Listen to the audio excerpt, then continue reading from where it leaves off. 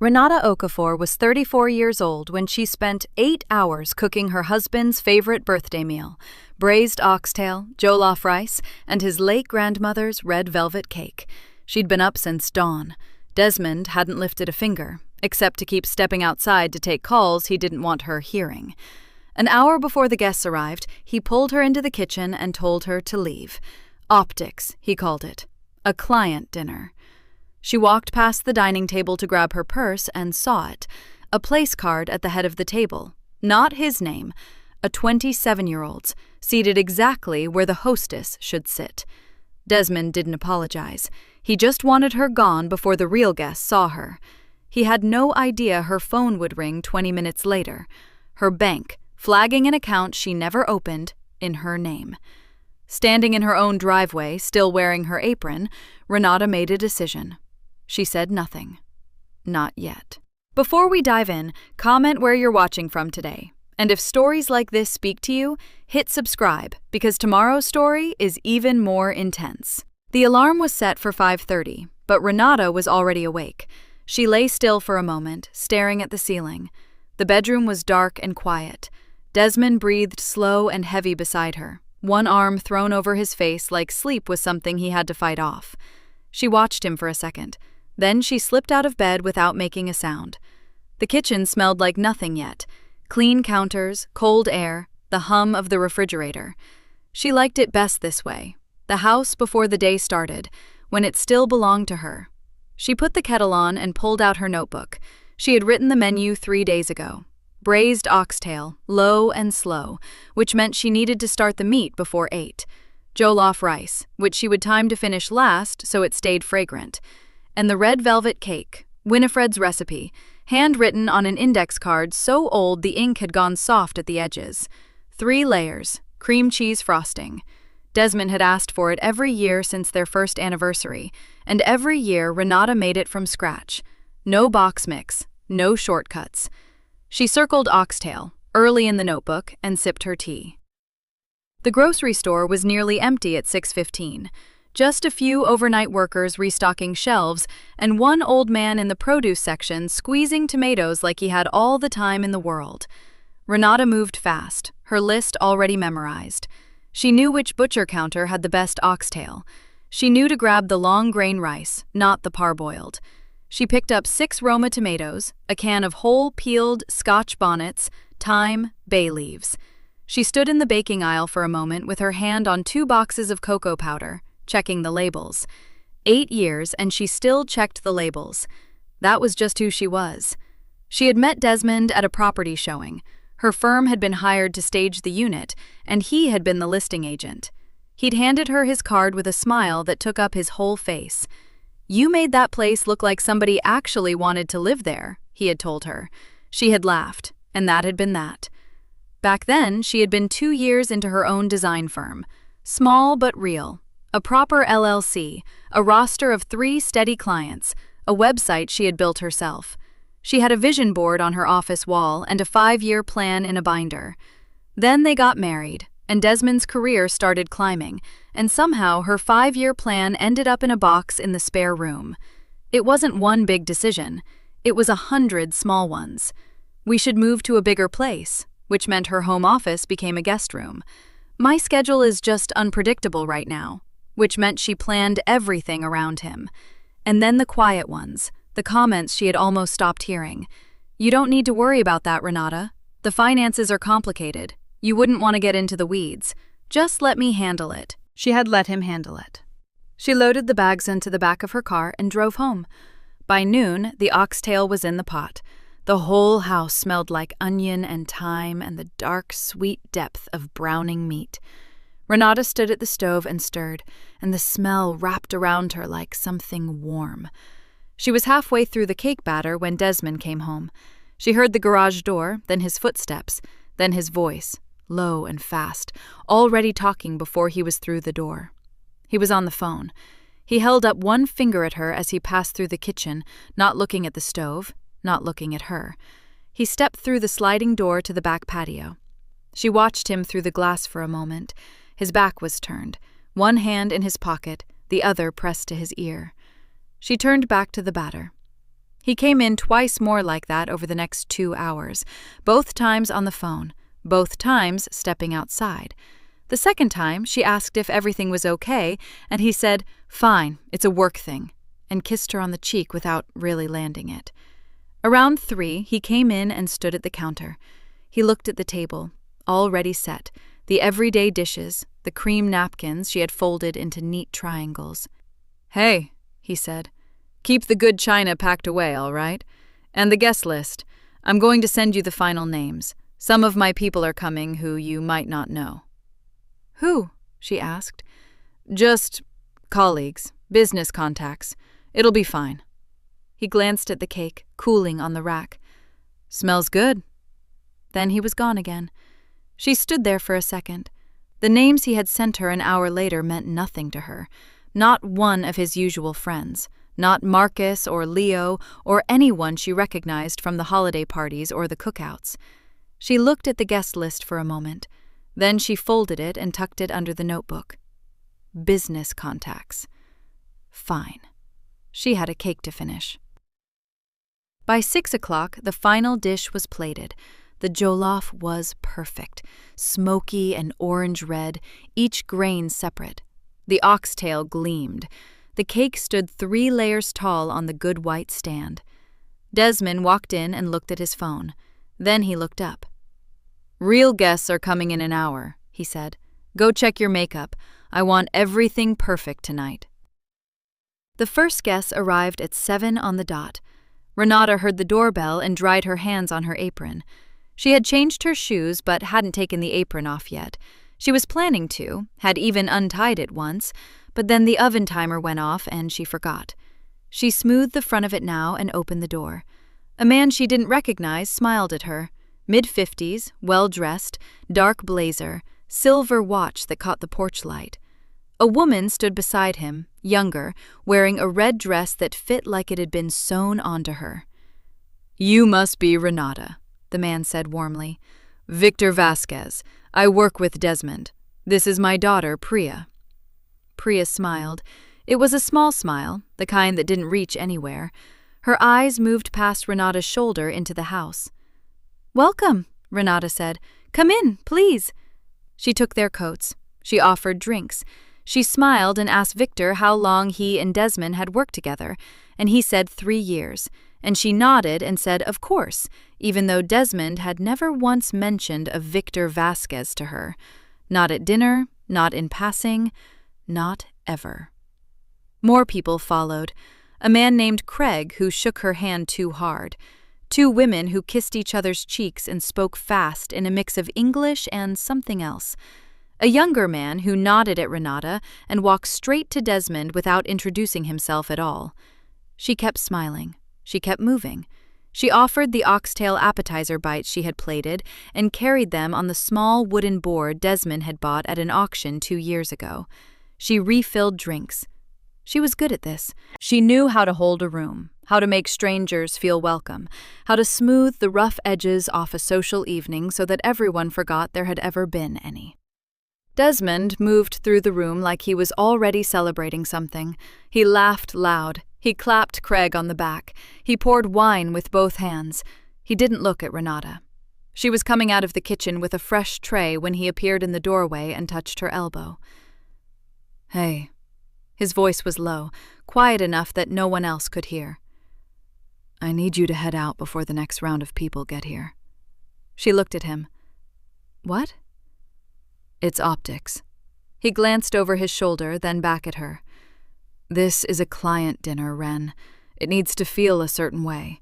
You being here, it complicates the setup." She stared at him. The tray was still in her hands. She could smell the food on it. Food she had been making since before sunrise. Food she had planned and shopped for and cooked for 8 straight hours in this kitchen. His kitchen. Their kitchen. "Desmond," she said, very quiet. "It's your birthday." "I know." He wasn't looking at her directly. His eyes kept sliding just past her face, to the room behind her, to the door, to somewhere else. "This is just how it has to be tonight. Take your bag, go to Talitha's. I'll explain everything tomorrow. Okay? He said it the way you say okay when you're not actually asking. She set the tray down on the counter. She walked into the dining room to get her purse. The table was fully set now. She had set it herself that afternoon. 12 places, the cream napkins folded into triangles, the everyday dishes because he had told her not to use the good china. She had thought that was strange at the time. Now she stood at the edge of the room and looked at the table and understood why. There were place cards. She had not written place cards.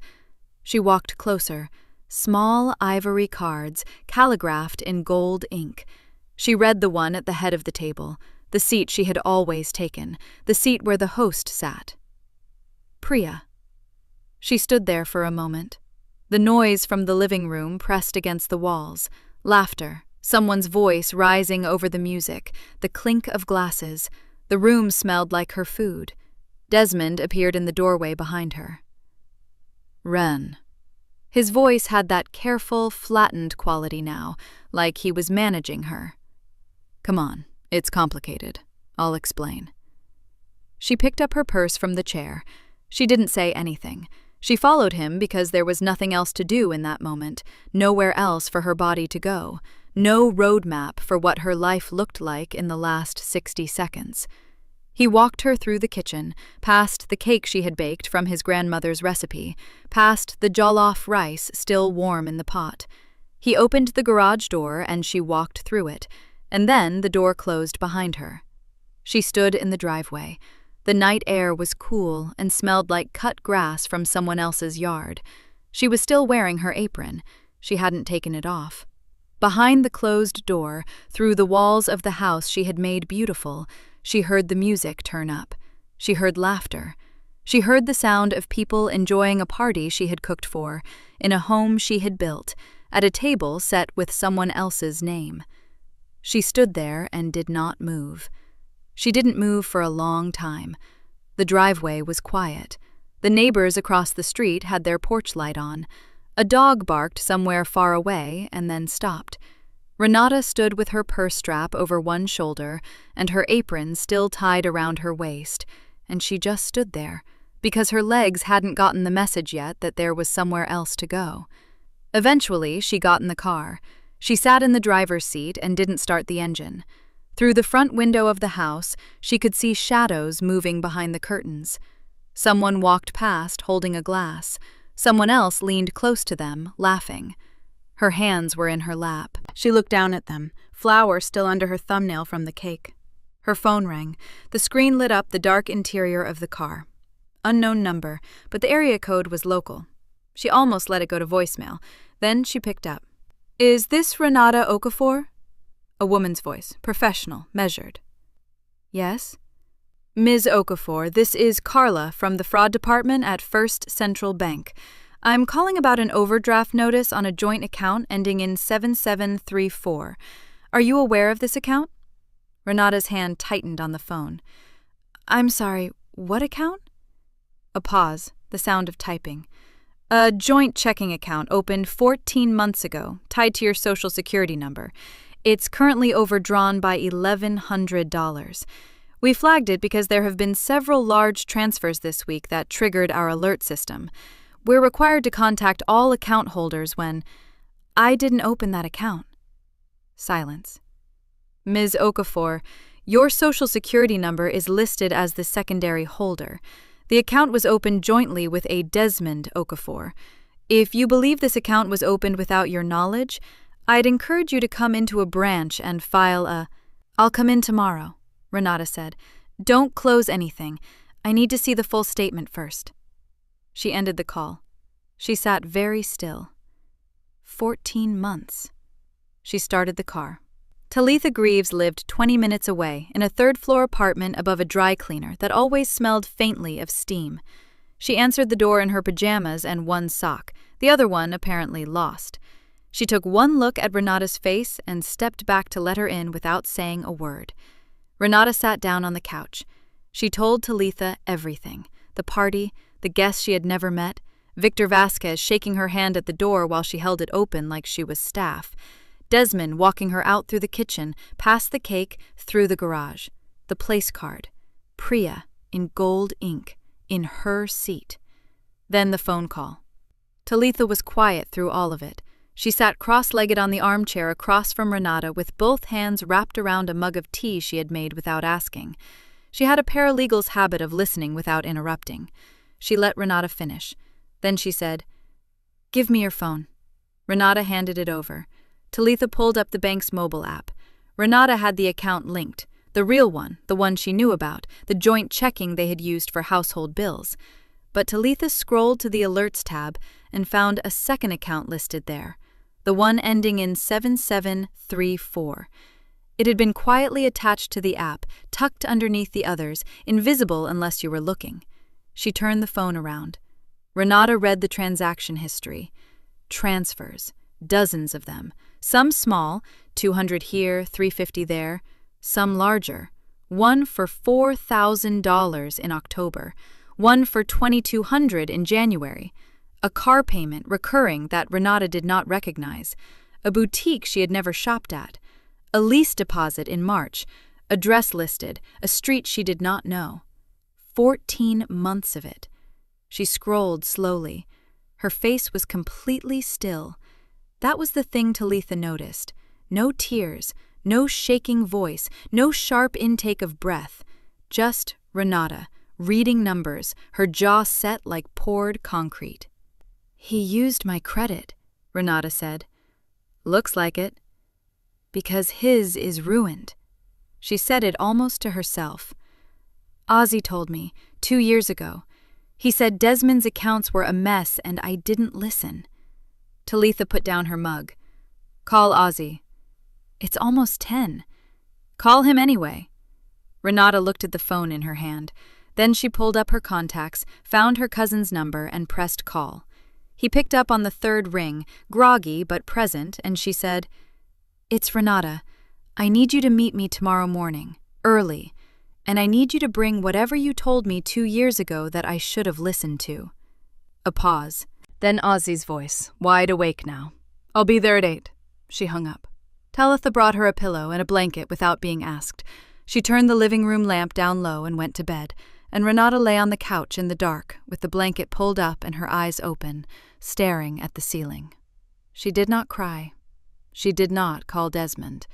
She pulled out the small notebook Talitha kept on the coffee table for grocery lists, and she turned to a clean page, and she started writing. What accounts exist in my name? When each one was opened? What address is on that lease? Who is Priya Vasquez? She wrote until the pen had covered the whole page. Then she turned to the next one. Ozzy's office was on the second floor of a low brick building near the edge of downtown, wedged between a tax prep service and a copy shop. The sign on the door said, O. Bennett, CPA and Forensic Accounting Services, in plain black letters. No logo, no flourish, just the facts, which was very much Ozzy. He was already at his desk when Renata arrived at 8:05, a cup of black coffee at his elbow and his reading glasses pushed up on his forehead. He stood when she walked in, looked at her face, and did not ask how she was doing. He just said, Sit down. Show me what you have. She spread everything across his desk, the bank app screenshot she had screen captured the night before, the account number, the overdraft notice, the full transaction history she had scrolled through and written down by hand at Talitha's. She had the notebook with her. She placed that on the desk, too. Ozzy read without speaking. His coffee went cold. After about 15 minutes, he reached across the desk, picked up his own pen, and started circling things. This car payment, he said. You recognize it? No. Recurring, every month since March. $138 a month, which means it's not a cheap car. He circled it. This lease deposit. He tapped the entry from March. Address? I wrote it down. It's on Fenmore Street, near the new development. Ozzy typed something into his computer. He squinted at the screen. Then he nodded slowly, like a man who had suspected a thing for a long time and was now watching it be confirmed. That building went up last year, he said. Luxury units. 2 bedrooms go for around $2,200 a month. He turned the monitor toward her. The building was glass and steel, with a rooftop terrace in the listing photos. Renata looked at it. She looked at it for a long time. "Keep going," she said. Ozzy had friends. That was the thing about forensic accountants who had been in the same city for 20 years. They knew people, at banks, at title offices, at leasing companies.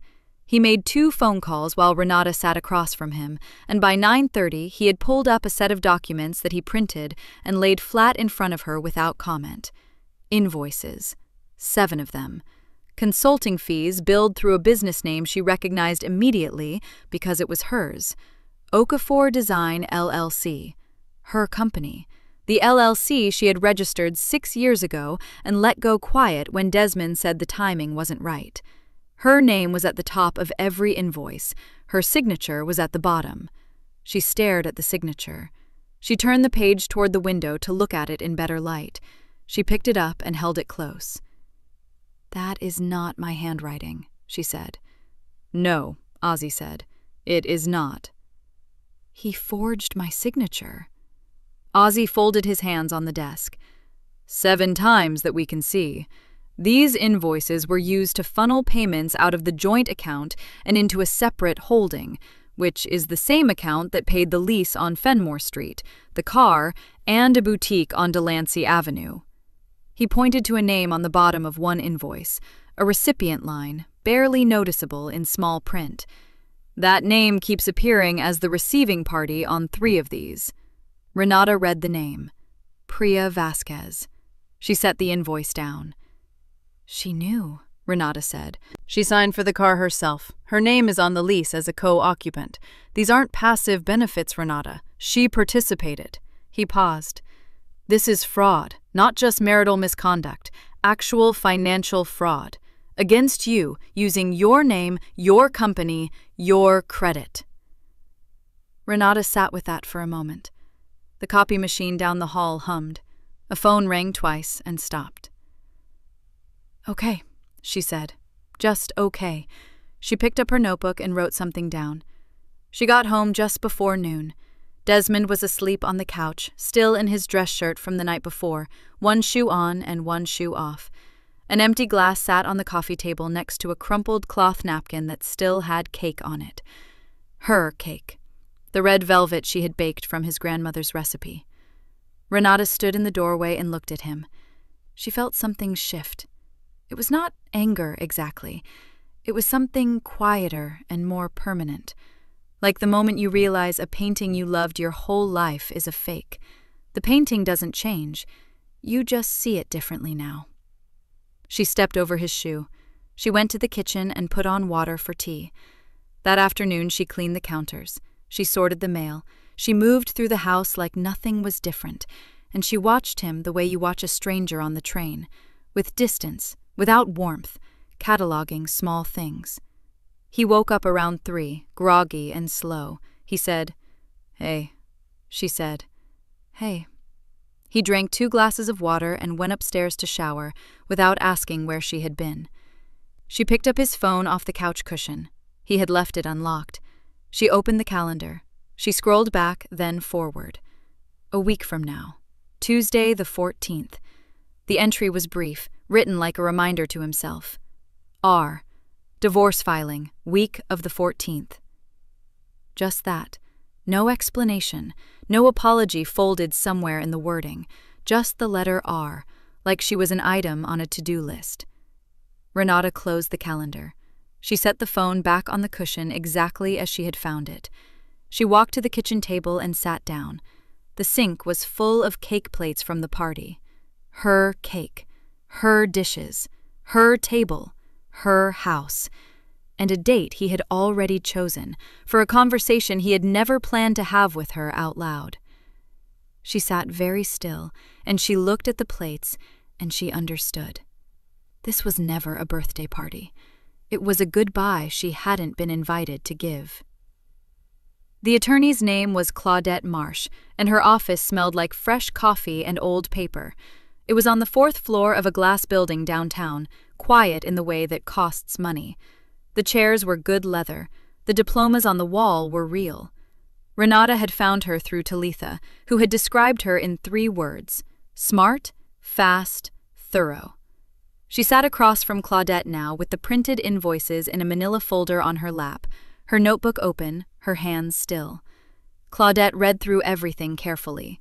She did not rush.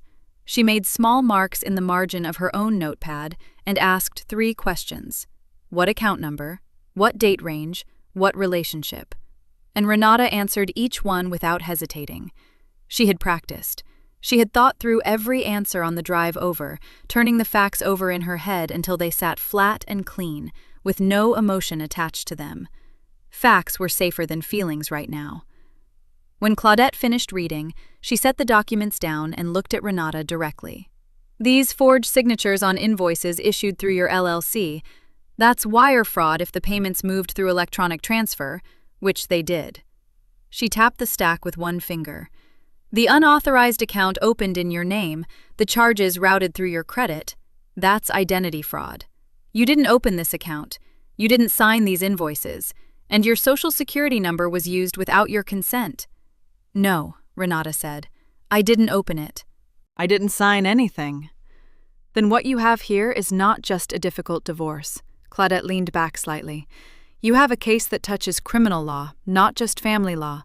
That changes your position considerably. Renata wrote something down. What about the house? She asked.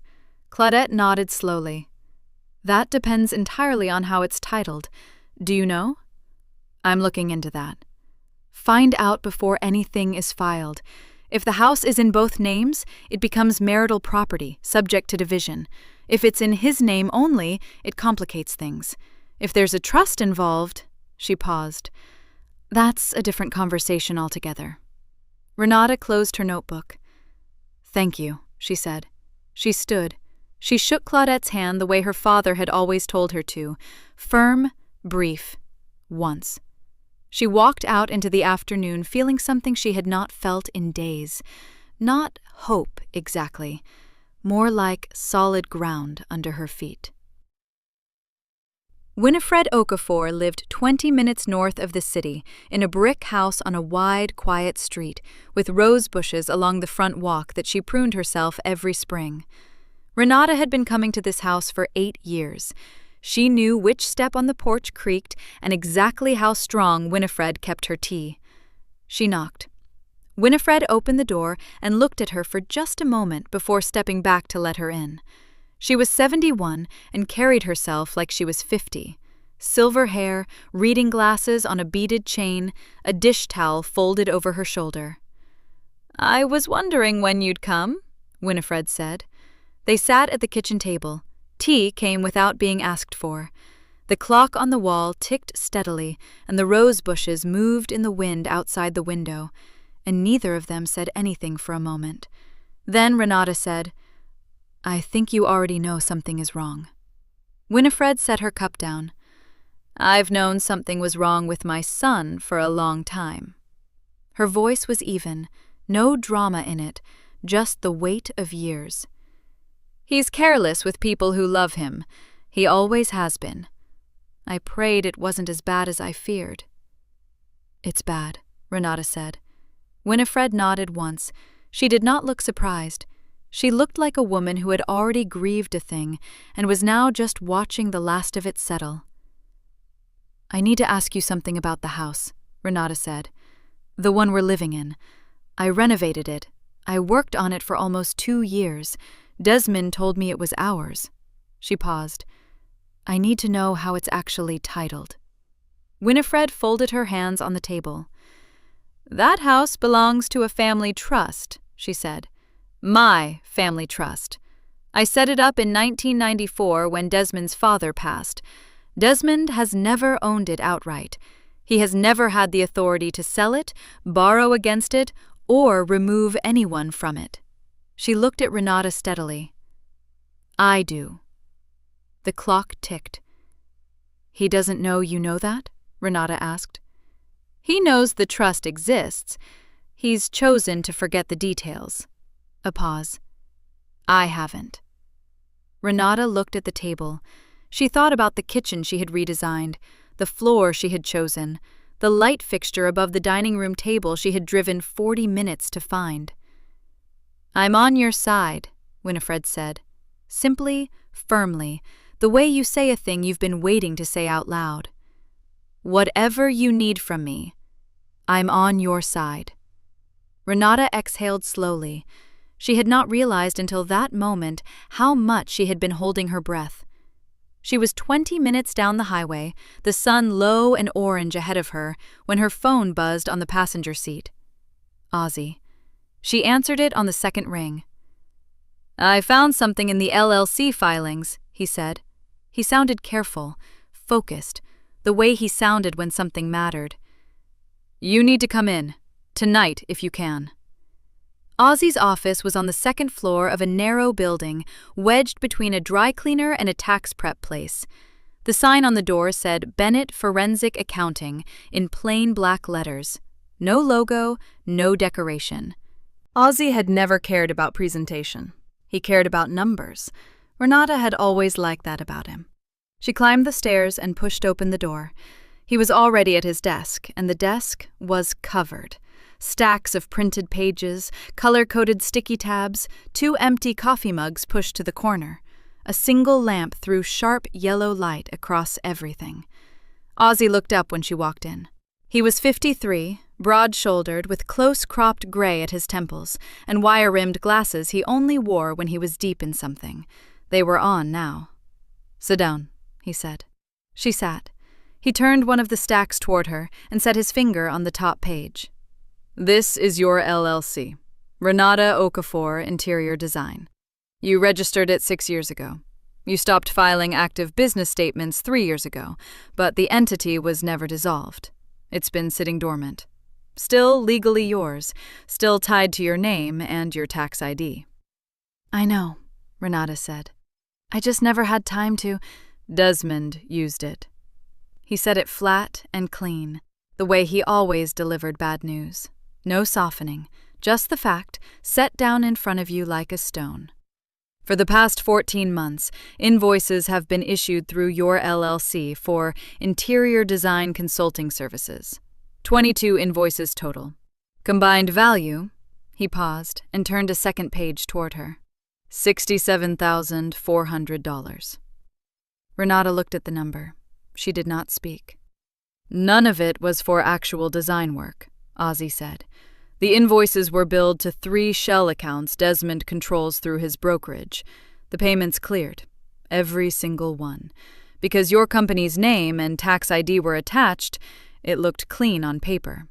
But the money didn't go toward anything related to your business." He pulled a third page out. "It went here." She looked. There were account numbers, transfer records, and a name. Priya Vasquez. "She received funds from 7 of those invoices directly," Ozzy said. 4 into a personal checking account, 3 into a business account registered under her own name. The amounts match boutique charges, a down payment on that apartment I flagged yesterday, and 2 wire transfers I initially couldn't place. He took off his glasses and set them on the desk. "I can place them now." Renata's hands were in her lap. She pressed them flat against her thighs. "And the emails?" she asked. Her voice came out steady. She was grateful for that. Ozzy slid a printed email thread across the desk. The chain was short. 6 messages. Desmond's address at the top. A reply address she recognized immediately as Priya's. The language was not complicated. It was not coded. Priya had written, in plain words, "Use the LLC like we talked about. Just make sure it routes through her name, not yours." 3 weeks later, she had written, "The transfer came through, the one from the consulting invoice." And then, 2 messages below that, she had asked Desmond when the next one would clear. She knew. Priya had not been a bystander. She had not been fooled. She had sat at Renata's table, in Renata's chair, eating food Renata had cooked, and she had known whose name was being used to funnel the money that paid for her apartment and her car and her boutique receipts. Renata set the email thread back on the desk slowly. "This is enough," she said, "for both of them." Ozzy nodded. It names Priya directly as a beneficiary of fraudulently obtained funds, with documented knowledge. He folded his hands. You're not a jilted wife in a messy divorce, Renata. You are a documented fraud victim with a traceable paper trail. There's a difference, a significant legal difference. I know, she said quietly. She sat with it for a moment. The lamp hummed. Somewhere below them, the dry cleaner's exhaust fan was running. Then she picked up her phone and called Talitha.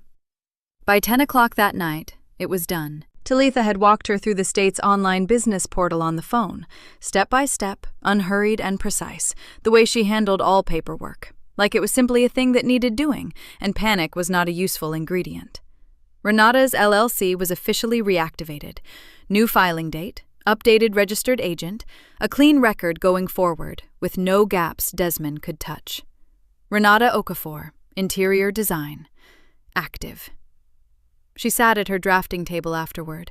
It was in the spare room, the one she had kept half for storage and half for the version of herself she had put on hold. Her good pencils were still in the ceramic cup she had bought at a craft fair years ago. Her sketch pad was there, a little dusty, the cover worn soft at the corners. She opened it to a clean page.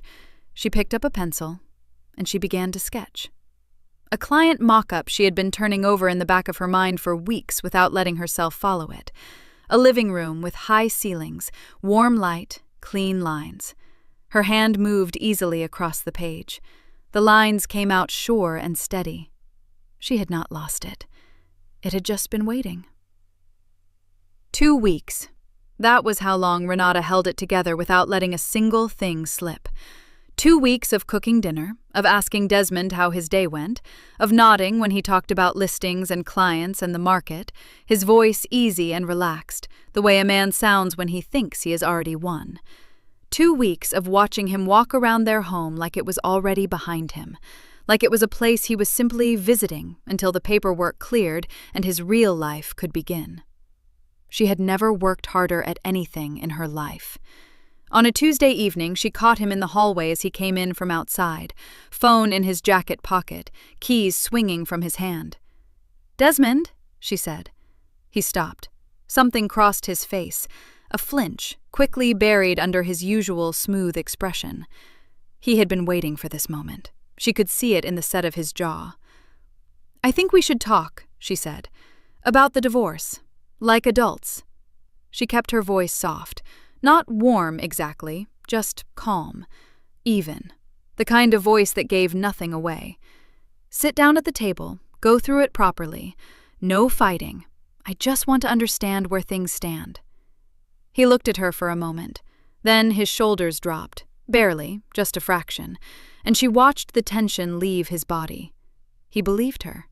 He had decided she was heartbroken and compliant, and simply ready to sign whatever made the pain stop sooner. "Yeah," he said. He even managed to sound gentle about it. "Yeah, I think that's the right call, Ren. I'm glad you're thinking that way." "Saturday afternoon," she said. "Here, I'll make coffee." "Saturday works," he said. He went upstairs. She heard him on his phone within 3 minutes. She found out later, through a text Talitha forwarded from a mutual contact, that Priya had told 2 of her friends the same night that the wedding planning could finally start in the open, that Renata was being graceful about it, that things were moving forward. Renata read the message once.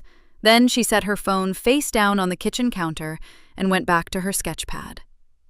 The week before Saturday moved the way the last week before anything important moves, both too fast and too slow, depending on the hour. Ozzy worked. That was what Ozzy did. He assembled the financial evidence the way he assembled everything, methodically, without flourish, with a precision that made it bulletproof. The invoices, the transfer records, the email thread, the account histories. Everything printed in chronological order, every page numbered, every exhibit clearly labeled. He had done this in courtrooms before. He knew what held up under pressure and what didn't. "It holds," he told Renata on Thursday, when she sat across from his desk one last time to review it. "Every number is sourced. Every transfer is documented. The email chain is intact, with original timestamps. This is not circumstantial. This is a paper trail. Renata nodded. She had already read it twice. She just needed to hear him say it out loud. Talitha filed the initial divorce paperwork Friday morning. The fraud complaint was drafted, complete, attached, and ready to submit the moment Renata gave the word. Talitha had been methodical about it in her own way, the way she was methodical about everything, checking each line twice, making sure no procedural step was missed, making sure there was nothing Desmond's attorney could use to delay or muddy the timeline. "It's clean," Talitha told her Friday afternoon. "When you give me the word, I press send." "Sunday morning," Renata said. "After the meeting." "Sunday morning," Talitha confirmed. Winifred called Friday evening. "I'll be there," she said. Her voice was quiet and even. No drama in it, just the steady certainty of a woman who had made her decision and would not be talked out of it. "I'll bring the trust documents, the originals." "You don't have to stay the whole time," Renata said. "I know," Winifred said. "I want to." There was a pause on the line. Then, "You did everything right, baby. You hear me? Everything." Renata pressed her lips together for a second. "Thank you, Winifred." She had also called Priya. That call had been the shortest. Renata had kept her voice pleasant, unhurried, explaining that she thought it made sense for everyone involved to be in the same room, so there were no misunderstandings. Just clearing the air. Priya had agreed with the confidence of someone who had never once considered that a trap could be set quietly by someone she had already dismissed. That night, Renata stood at the dining room table. She opened the folder. She went through it one final time. Each document in order, each page where it belonged. The invoices, the transfers, the emails, the LLC records, the trust documents Winifred had couriered over that afternoon, the fraud complaint, printed and ready beside Talitha's filing confirmation. Everything was there. Everything was in order. She closed the folder. She set it at the center of the table, the same table where, 2 weeks ago, a place card had sat in her seat with someone else's name on it. She turned off the dining room light and went to bed. Desmond arrived at 2 p.m. He came through the front door the way he always had, keys dropping on the entry table, jacket already half off his shoulders, moving through the space like he still owned it, like he had never stopped owning it. He stopped when he saw Ozzy. Ozzy was seated at the far end of the dining table, a thick stack of organized documents in front of him, a legal pad open to one side. He looked up when Desmond walked in. He didn't smile. Winifred was seated to Ozzy's right, hands folded on the table, back straight. She was wearing her good church cardigan, the deep burgundy one. She looked at her son with the flat, patient expression of a woman who had been waiting a long time for a specific moment to arrive. Desmond's jacket stopped halfway down his arms. "Mom?" His voice shifted, confused, careful. "What are you doing here?" "Sitting," Winifred said. He looked at Renata. She was standing at the kitchen counter, pouring coffee into 4 cups, her movements slow and unhurried. "I thought this was just us," he said.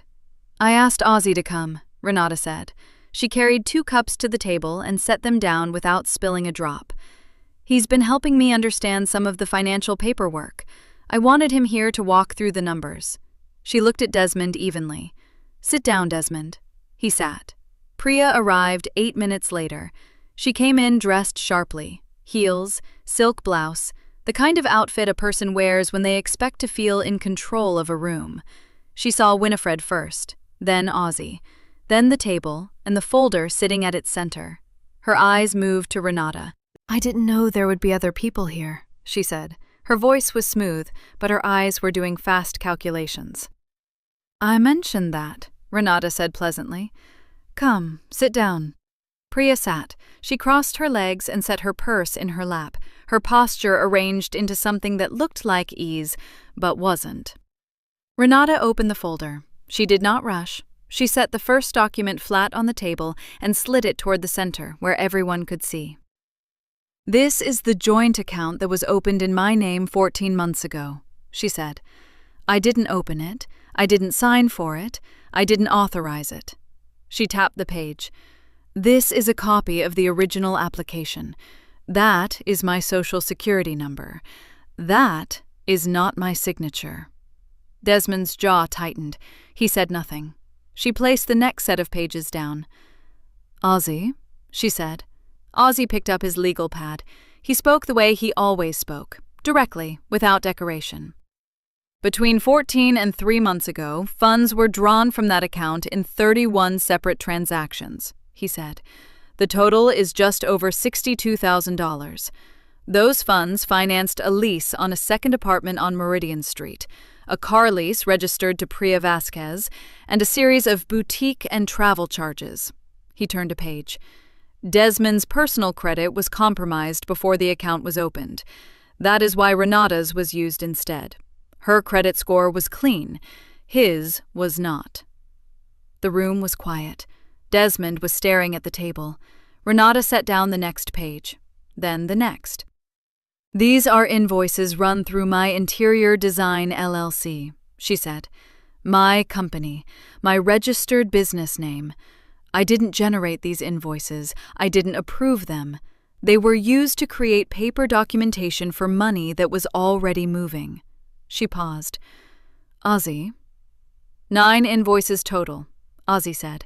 "The payouts from 4 of those invoices were deposited directly into accounts associated with Priya Vasquez." He pulled a printed email thread from the stack and set it face up on the table. "This email chain, time-stamped, shows those deposits were discussed in advance. The name on the LLC is referenced in the subject line." Priya's composure shifted. Barely, but Renata saw it.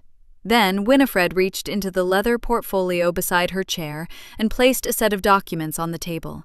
Clean pages, official seals, organized with the quiet authority of someone who had been managing legal affairs for decades. "This is the trust," Winifred said, looking at her son. "This house has been held in my trust since before your marriage. Your name is not on the deed, Desmond. It has never been on the deed." Her voice did not waver. "I am the sole owner, and I have already spoken with my attorney." Desmond's face changed. It wasn't dramatic. There was no outburst. It was more like watching something structural give way, the smooth, composed surface of him developing a crack that ran all the way down. His mouth opened, then closed. Renata turned to Priya. "These," she said, and placed a separate set of pages directly in front of her, "are the 4 deposits. These are the emails discussing them. Your name is on the accounts. Your handwriting is on 2 of the acknowledgement receipts." "I didn't know the details of where the money was coming from," Priya said. Her voice was careful, controlled. Renata pointed to the email chain. "The subject line reads, Okafor Design LLC, Deposit Confirmation. That's dated 11 months ago." She let that sit for a moment. "You replied to it." The silence that followed was total. Renata reached into the back of the folder. She pulled out 2 sets of documents, identical, each clipped neatly together. She slid one across the table to Desmond. She slid the other to Priya. "Those are copies of the fraud complaint," she said. "Copies were filed with the bank's fraud department this morning. My attorney has the originals." The fraud complaint moved fast. Renata hadn't expected it to move that fast, but Ozzy had told her, back when she was still sitting on Talitha's couch with a list in her hand and anger coiled tight in her chest. These things have momentum once they start. The hard part is starting them. She had started them. By Tuesday, she got a call from her attorney. The bank's fraud department had escalated the case to the state licensing board. Someone at the brokerage had been notified. There was a formal inquiry now. Her attorney used words like pending review and voluntary surrender and timeline for suspension. Renata wrote them all down on a notepad and underlined them twice. Desmond called her that same evening. She let it ring. He called again. She let that one ring too. He texted, "Ren, please, can we just talk?" She put the phone face down on the counter and finished her tea. The suspension came through on Thursday. Desmond's broker's license, the license he had spent 6 years building his entire identity around, the one he mentioned at dinner parties and client lunches, the one whose framed certificate had hung in the hallway of the house, was suspended pending the outcome of the investigation. He could not list properties, he could not close deals, he could not work.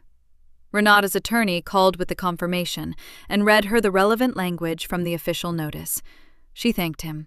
She sat down at her drafting table afterward and stayed there for a while, hands flat on the surface, feeling the weight of the moment settle into something quiet and final. She did not feel happy. Not exactly. She felt right, like a room where the furniture had finally been returned to its proper place. Priya's situation moved differently, but it moved. The fraud complaint had named her specifically, not as a bystander, not as someone peripheral, but as a knowing recipient of funds obtained through misuse of Renata's identity. That language mattered. Ozzy had insisted on it. Knowing recipient. 2 words that turned a girlfriend into a participant. Priya's father ran a firm. He had clients, a reputation, and a name he had spent 30 years protecting. When the complaint surfaced and Priya's role in it became clear, he didn't call her to strategize. He didn't hire someone to make it quieter. He called her into his office and told her to clean out her desk. Renata heard this from Talitha, who heard it from someone in the building who knew someone at the firm. The version that came back was brief. Priya's father had looked at the paperwork, looked at his client list, and made a calculation. His daughter had signed off on deposits she knew were traced to another woman's identity and company name. Whatever he felt about it privately, professionally, there was only one decision to make. She was out by the end of the week. Without the license, Desmond had no income. Without income, the life he had been quietly constructing alongside Renata's, the apartment on Meridian Street, the car, the expense account he had been draining like it refilled itself, had no foundation to stand on. Priya left him within days. There was no dramatic scene as far as Renata knew, no shouting, no long goodbye. From what Talitha pieced together, Priya simply stopped returning his calls. She was already gone before he fully realized she'd left. She had been dating his potential, his license, his access to money and movement. When all of that evaporated, there was nothing left to date. Desmond moved into a rented room on the east side of town. She found this out because his attorney sent correspondence listing the new address. A rented room, not an apartment. A room, in a house he did not own, in a part of the city he had never lived in before. Renata read the address once. Then she filed it with the other paperwork. In the weeks that followed, she worked through every account methodically. The fraudulent joint account, closed, flagged, documented. The invoices run through her LLC, traced, disputed, formally severed from her business record. Her credit, which had taken damage from the overdraft and the misuse, was in recovery now, watched carefully and charted weekly by Ozzy, who sent her updates with the same calm precision he brought to everything. Winifred's attorney finalized the trust documentation. The house was hers, had always been hers, and now every legal record confirmed it without ambiguity. Desmond had no claim. He had never had a claim. He just hadn't known that Renata knew that. The divorce papers arrived on a Friday morning. Her attorney had gone through everything: the asset division, the debt assignment, the formal record of the fraudulent accounts and the damages they had caused. Everything was accounted for. Everything was correct. Renata carried the envelope to the dining room. She set it on the table, the same table she had spent 8 hours preparing food for, the same table where Priya's name card had sat in her place, the same table where she had slid those 2 copies of the fraud complaint across the surface and watched Desmond's face come apart. She sat down. She uncapped a pen. She read every page slowly, the way she had learned to read everything now, carefully, without rushing, without trusting that things were what they appeared to be. Then she signed her name. Not Renata Okafor, just Renata. She exhaled, long and slow. The house was quiet around her, genuinely quiet, the deep kind that didn't feel like absence but like space, her space. She set the pen down and looked at the room she had designed herself. every fixture chosen, every color placed with intention. She breathed it in. A year is a long time. It is also, somehow, not very long at all. Renata learned that in the early months, the ones that felt like moving through deep water, slow and resistant. Then something shifted. The water got lighter. She stopped waking up angry and started waking up early, on purpose, with somewhere to be. She had somewhere to be most mornings now. The firm was called Okafor Studio. Simple. Hers. She had kept the name deliberately. Some people asked about it. Clients, a journalist who did a small piece on local women-owned businesses in the spring. They would mention, delicately, that they had read about the fraud case. They would ask if the name was a statement. Renata would smile. "It's my name," she'd say. "I've always liked it." What she didn't say was that she had spent 8 years shrinking inside that name, letting someone else fill up all the space around it. She was done shrinking. The name was hers now, fully and finally, and she intended to use it. The fraud case had given her something unexpected, visibility, the kind she never asked for and couldn't have planned. Local news had covered the brokerage investigation. A real estate industry blog had picked up the LLC fraud angle. Someone had posted about it on a business forum for women entrepreneurs, and it had spread quietly through that community. Not as gossip, but as a cautionary story. And then as something else. A story about someone who had been underestimated and had not stayed that way. The inquiries came in slowly at first, then steadily. By autumn, Renata had a client wait list. She mentored 2 young women now, both in their mid-20s, both at the beginning of the kind of careers where nobody had shown them yet how much the paperwork mattered. She met with them every other Thursday over coffee at a shop 2 blocks from the studio. She told them things she wished someone had told her. Read every document yourself. Your name on a business carries weight. Protect it.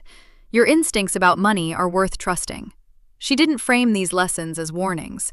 She framed them as power. One of them, a woman named Celeste with ink-stained fingers and very strong opinions about color theory, reminded Renata a little of herself at that age. Certain about the creative parts, less certain about everything else. Renata always made sure to tell her that the everything else could be learned. It wasn't magic. It was just work and attention. Celeste usually wrote that down. She had been on a few dates, nothing serious yet. She wasn't in a rush. The first one had been awkward. The man had talked about himself for almost the entire dinner, and Renata had driven home afterward with the strange, calm feeling of someone who knew exactly what she didn't want. That clarity was new.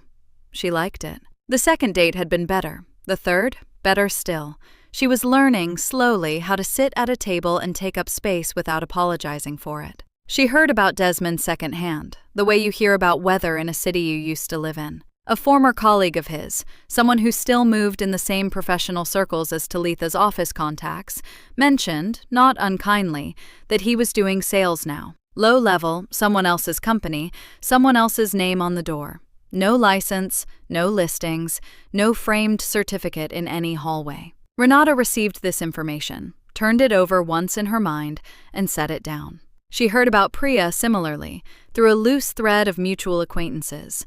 Another city, freelance contract work, her mother's maiden name. Starting from the beginning, the unglamorous kind of beginning that doesn't come with any of the shine she had been so certain she deserved. Neither of them had reached out to her. She had not reached out to them. There was nothing left to say, and Renata had never been the kind of person who spoke just to fill silence. On the anniversary of Desmond's birthday, the night she had stood in her apron in the driveway hearing music from inside her own house, Renata cooked. She started in the morning. She took her time.